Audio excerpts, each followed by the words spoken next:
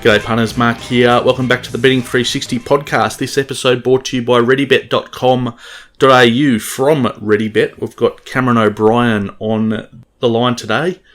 Cameron, of course, a former Champion Bets analyst of many years.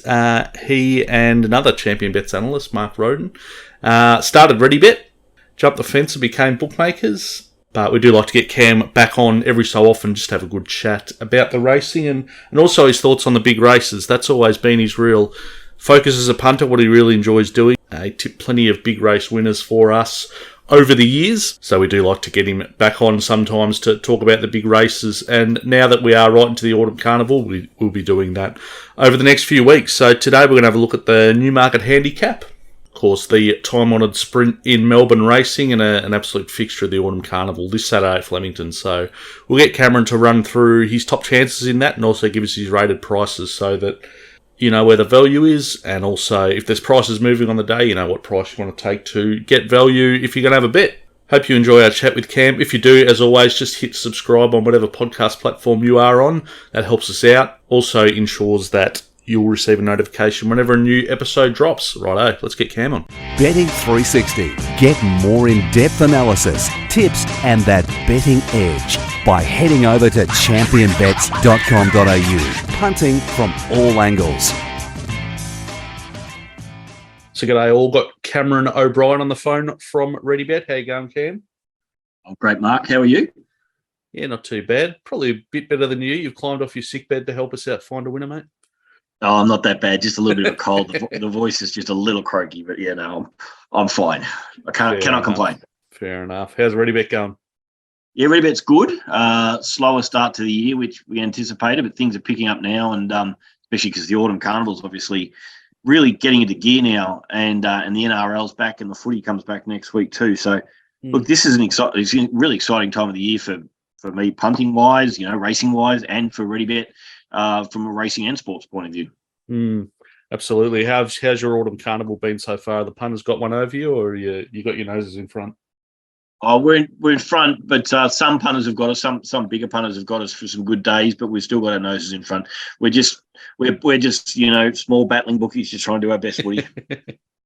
Absolutely, good to hear. So yeah, well, over the next few weeks, because we're really getting into the good stuff now. So we've got you back on. You, of course, always when you were betting with us, you were right into the big races and always had a really good record with them. So that's what we're going to do. We're going to have a look at the big races, and we'll kick off with one of the really big ones, which is the Newmarket on Saturday. The Group 1 Newmarket, of course, down the straight six. Always been a massive race. Yep. And some very good horses have won it. One of the best wins I ever saw was the Newmarket when Black Caviar did it with big weight back many years ago now. It's in recent years, it hasn't sort of rated as high as that. Well, I mean, it's going to take a lot to rate as high as that. But even in the last couple of years, it hasn't rated that high. Rockin' Horses win last year, not a big rating. Zutori, not a massive rating either. But then the year before that, Bivouac went really well winning. Redkirk Warrior went well when he went back to back. Sunlight went well. It can be a high rating race as well. It sort of depends. But being a handicap certainly adds an extra element of interest to it as well.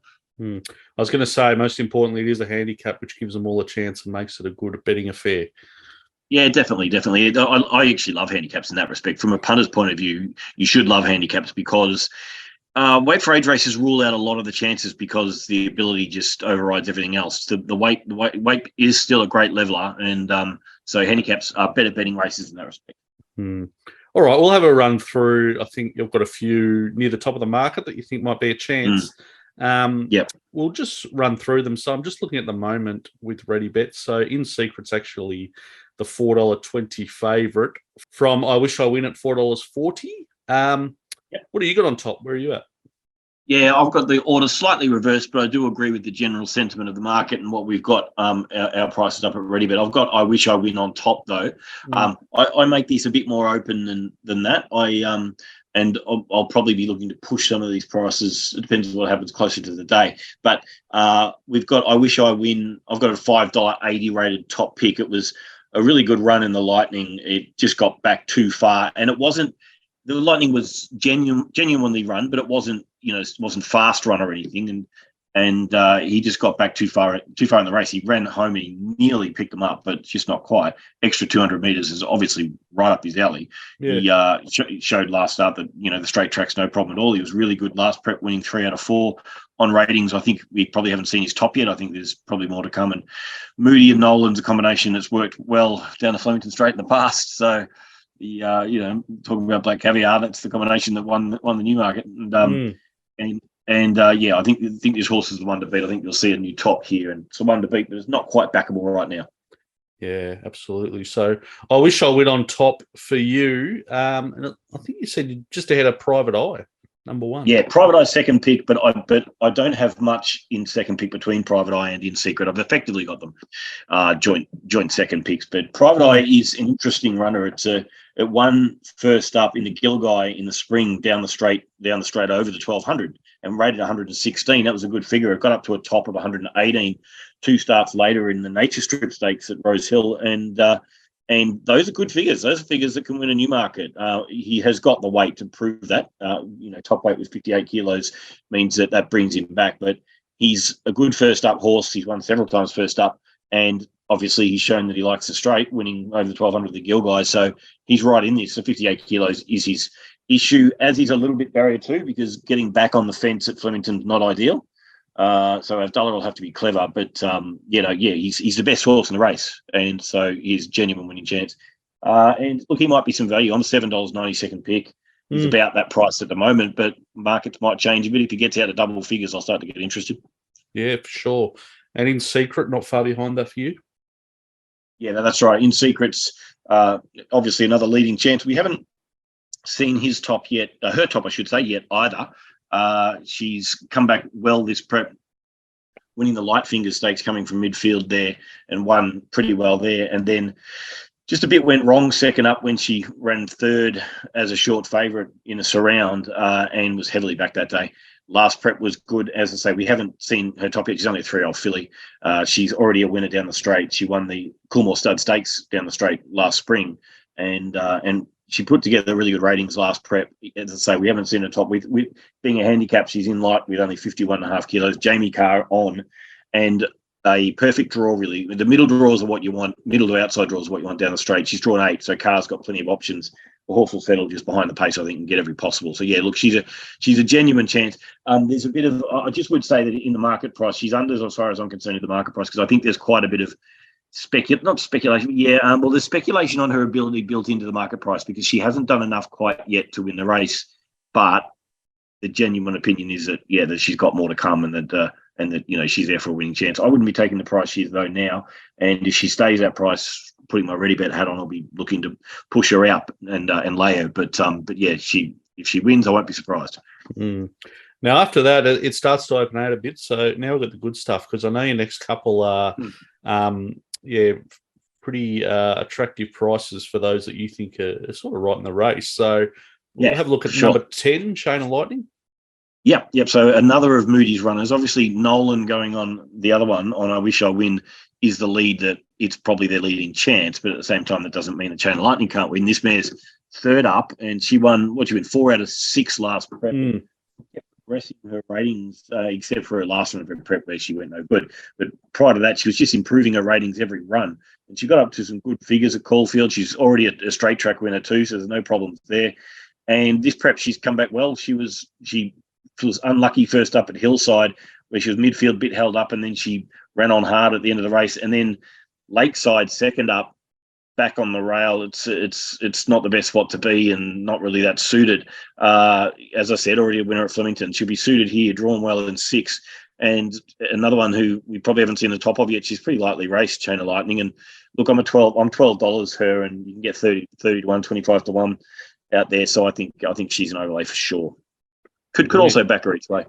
Yeah, brilliant. So she's $26, at the moment with Ready Bet. And the other one you got in there at $20 at the moment is Star Patrol. Yeah. Okay. So Star Patrol also drawn pretty well. 10 is a good draw, as I say, for Flemington. Another one who's proven down the straight. Last prep won 2 in a row down the straight and did good figures, 112, 113, and gets in with 52 kilos. This is where the handicap, scale matches things up a bit. 112, 113 doesn't stand up to Private Eye's 117, 118 figures, but get 6 kilos from Private Eye.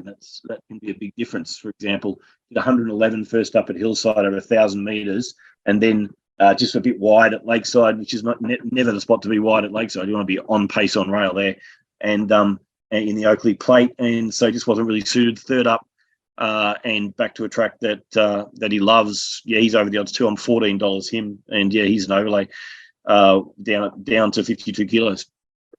Good to hear. All right, as usual, we might just run through those quick five and your rated prices for punters so that they know what to look for, what price to look for on the day.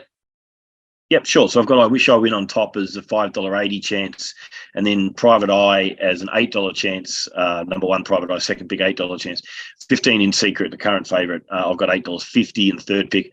Then Chain of Lightning as a $12 chance, the 10 Chain of Lightning, and 13 Star Patrol as a $14 chance. Good stuff. And as usual in the Champion Bets newsletter on Saturday, we'll get your the horse that you're taking on for the day at Flemington. Yep. You're going to give us a chance and actually let us get one. You've gone pretty well so far, man.